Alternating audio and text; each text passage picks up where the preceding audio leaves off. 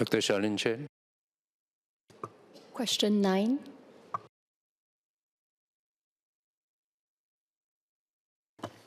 Mr. Speaker, my answer for question 9 in today's order paper will also address a related question filed by Dr. Charlene Chen for a subsequent sitting.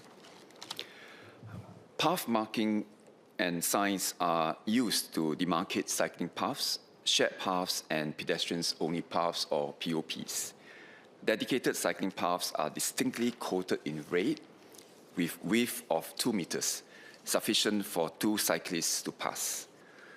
Where space is a constraint, shared paths are used. This allows both cyclists and pedestrians to share the path, typically at the width of 2.5 meters. Clear logos and wordings guide users at areas of potential interaction between pedestrians and cyclists, and to signal transitions between POP and shared paths.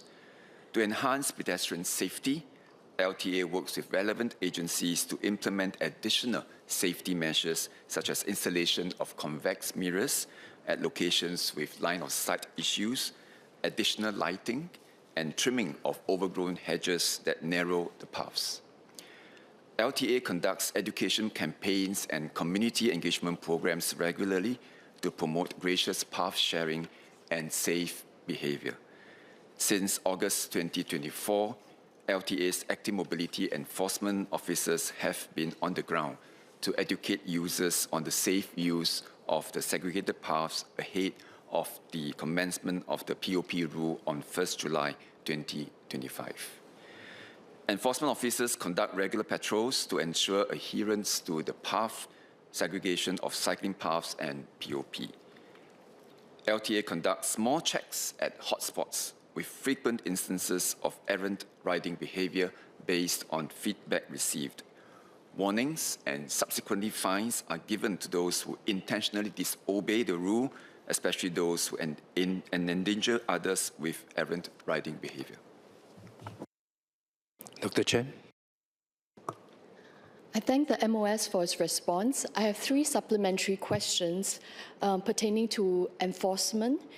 Number 1, how is the ministry working with enforcement officers to ensure consistent and proportionate enforcement of cycling and pedestrian path rules, including when to issue warnings versus fines?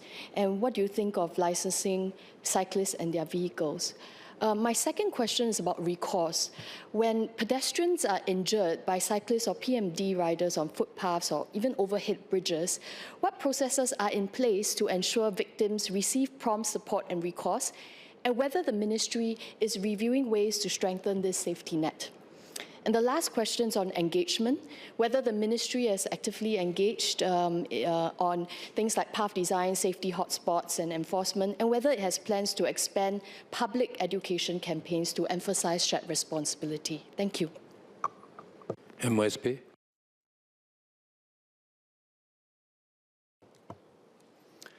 The enforcement officers will do their best to ensure that there is a consistent approach to look out for errant behavior and to mete out the necessary penalties or advisories. So in the case of POPs, relatively new since July 2025, so the rule is that cyclists or riders are not supposed to go on POPs.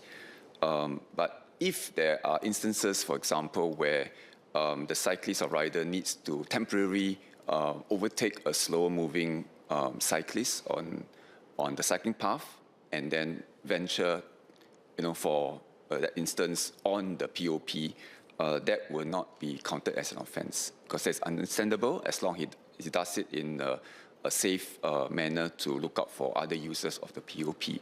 But when it is obvious that the cyclist or rider is blatantly riding on POPs, then without safe regard for other users or overextended distances, then that definitely will be an offence, and the enforcement officers will issue fines. In fact, since 1st July 2025, about 5 fines have been issued for such errant riders. On the recourse when accidents happen under the Active Mobility Act, when accidents happen, the cyclist or rider are supposed to stop and render assistance.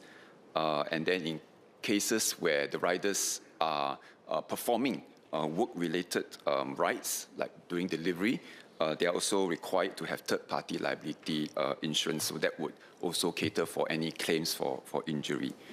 On licensing riders or cyclists and vehicles, bicycles, many years ago, Singapore does require registration of bicycles, but it has become a very laborious exercise because bicycles are passed down within families from people to people, and it becomes a very administrative hassle to have to update, not only for the authority but for owners of bicycles. And we also take reference from practices and learnings from other countries in the world. Therefore, we have stopped that.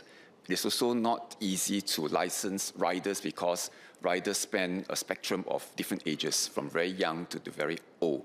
So we focus on educational campaigns and rules for riding behavior. So that is more sustainable, and we will keep on promoting that to ensure a safe riding landscape for Singaporeans. You have a last question about is it getting feedback on the ground? Yes, we continue to do that, about how better to design our paths, our cycling infrastructure. So we will continue our engagements with advisors and grassroots leaders and other community groups.